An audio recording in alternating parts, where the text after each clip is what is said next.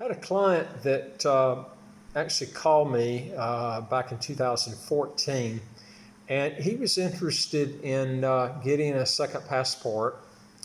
And he was a lawyer from California, and he was not real in a big hurry to get the passport, but he had a lot of questions. In fact, he probably asked me enough questions to fill up a book.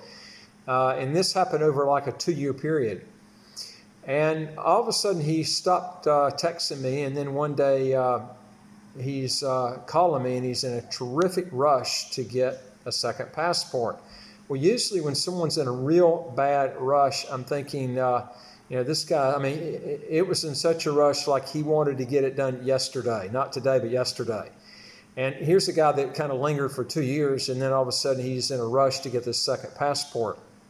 Well, I actually did a little bit of background checks myself, because I try to find out ahead of time, because I don't want to take money from people and then find out later the guy's got a problem and then he gets turned down. We've never had any cases where people have been rejected, because we do a background check on people before, it's a preliminary background check before they actually apply. And by doing this, we save the client a lot of money. So we've never had someone rejected because we do that ahead of time. This person, I asked this person many times, did he have any sort of background problems? And he told me he did not have any background problems. And even when he was in a rush, I asked him again, do you have any background problems? Because if you do, if you pay money for this, and I don't know this ahead of time, because I told him, I says, if you've got a problem, in some cases, we still might be able to get you through. But what we do is when you have a person that has a problem, then we'll actually take it to the Citizenship Department before he gets really engrossed in paying a lot of money, and inform him, hey, this guy's got XYZ problem. Is there still a chance we can get him through? And sometimes we can, even if it's a criminal case, because some criminal cases, believe it or not, are frivolous in some countries, and in other countries it's a major thing. And we've got other videos on that. Like, for instance, places in the Middle East, some of their freedom of rights to speech are criminal. You can't just say anything you want. It's criminal in some of these Far East countries, but in the U.S. and other countries laugh at that because we have freedom of speech. So it depends on what the case is, what the criminal case is. And so we have to look at it and see what it is. Well, this person did not, he was not transparent on the stuff that I asked him. He had problems, and he didn't tell me he had problems. And he was very stubborn too. I've mentioned other things about buying fractional shares. He actually wanted to get citizenship using the fractional share option. I told him over and over again not to use fractional shares in getting properties or property to actually qualify for citizenship. He didn't listen to me on that. He still went ahead and got a fractional unit, irregardless of what I said. I didn't even try and encourage him to do it, but he was just very pig-headed. He had his own way of doing things.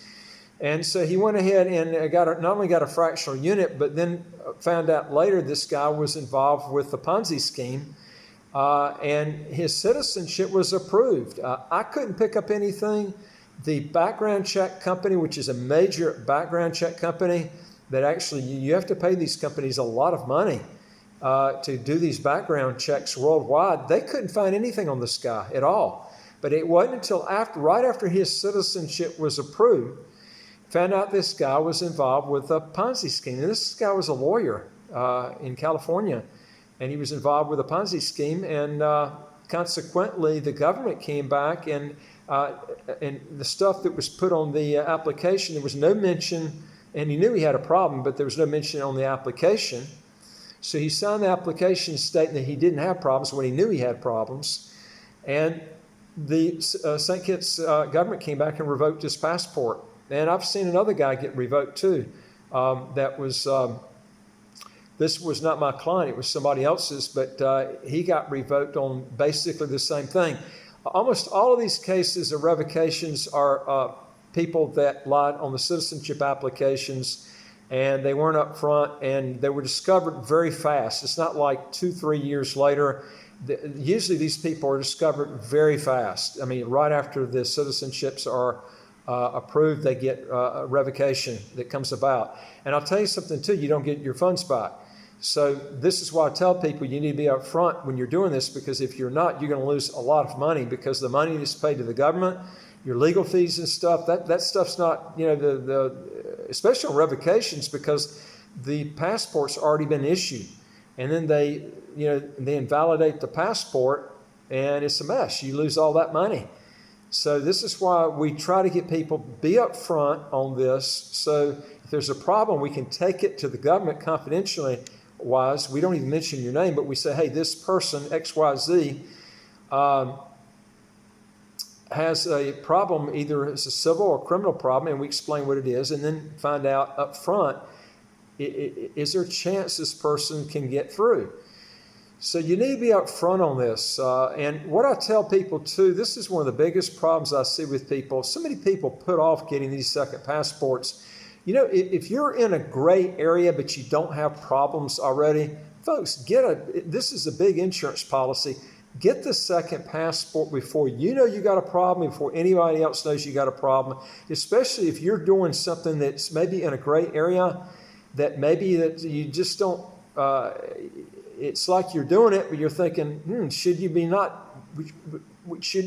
in that type of business, or whatever you're doing? Some people just can't stop. They don't know the problems before they come up.